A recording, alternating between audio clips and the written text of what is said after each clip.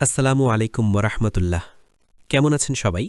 আশা করি আল্লাহর রহমতে সবাই ভালো আছেন, সুস্থ আছেন এবং নিরাপদে আছেন। সবাইকে আজকের ভিডিওতে স্বাগতম। আজকের ভিডিওতে এনটিআরসি এর ১৯তম শিক্ষক নিয়োগ সম্পর্কিত বিশেষ আপডেট দিব, তাই সবার কাছে অনুরোধ ভিডিওটি না টেনে সম্পূর্ণ দেখবেন। আর যারা আমার চ্যানেলে নতুন তারা দয়া করে আমার চ্যানেলটি সাবস্ক্রাইব করে পাশে থাকবেন। এনটিআরসি এর ১৯তম শিক্ষক নিয়োগের কাজ বেশ জোরেশোরেই শুরু করেছে এনটিআরসিএ। তারই ধারাবাহিকতায় নতুন নির্দেশনা দিল এনটিআরসিএ। শিগগিরই আসছে বেসরকারি শিক্ষক নিবন্ধন ও প্রত্যয়ন কর্তৃপক্ষের ১৯তম শিক্ষক নিবন্ধনের বিজ্ঞপ্তি। এই বিজ্ঞপ্তি প্রকাশের জন্য এমপিওভুক্ত শূন্য পদের চাহিদা জানাতে রিকুইজিশন জমা দেওয়ার সময়সীমা নিয়ে নতুন সিদ্ধান্ত নিয়েছে এনটিআরসিএ।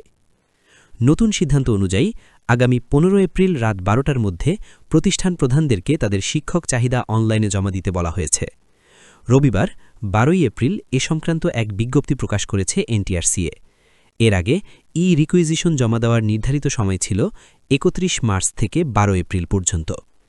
বিজ্ঞপ্তিতে বলা হয়েছে, নবম শিক্ষক নিয়োগ কার্যক্রমের অংশ হিসাবে স্কুল, কলেজ, মাদ্রাসা, কারিগরি ও ব্যবসা ব্যবস্থাপনা প্রতিষ্ঠানগুলো থেকে এমপিওভুক্ত শূন্যপদের তথ্য সংগ্রহ করা হচ্ছে।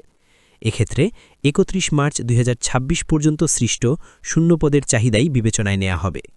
এতে আরও বলা হয়, ২০২৫ সালের সপ্তম নিয়োগ সুপারিশ বিশেষ বিজ্ঞপ্তির সময় যেসব শিক্ষা প্রতিষ্ঠান তাদের রেজিস্ট্রেশন হালনাগাদ সম্পন্ন করেছিল, শুধু তারাই বর্ধিত সময়ের মধ্যে অনলাইনে রিকুইজিশন জমা দিতে পারবে। রিকুইজিশন জমা দেওয়ার পর সংশ্লিষ্ট প্রতিষ্ঠানকে ২৪ ঘণ্টার মধ্যে ২০০ টাকা ফি জমা দিতে হবে বলেও বিজ্ঞপ্তিতে উল্লেখ করা হয়েছে।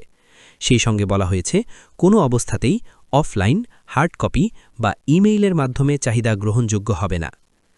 এনটিআরসি-এর আইন ২০০৫ ও সংশ্লিষ্ট পরিপত্র অনুযায়ী এমপিওভুক্ত শূন্যপদের ক্ষেত্রে রিকুইজিশন করা বাধ্যতামূলক।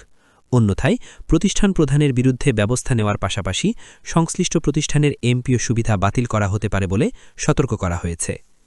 বিজ্ঞপ্তিতে আরও জানানো হয়, প্রতিষ্ঠান প্রধানদের নিজস্ব ইউজার আইডি ও পাসওয়ার্ড ব্যবহার করে নির্ধারিত ওয়েবসাইটে প্রবেশ করে অনলাইন ফর্ম পূরণ করতে হবে।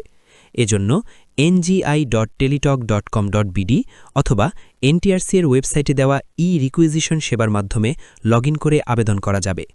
ফর্ম পূরণের সময় এনটিআরসি-এর ওয়েবসাইটে দেওয়া নির্দেশিকা অনুসরণ করারও পরামর্শ দেওয়া হয়েছে।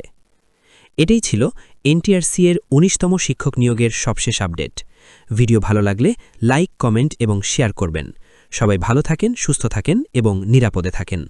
আল্লাহ হাফেজ।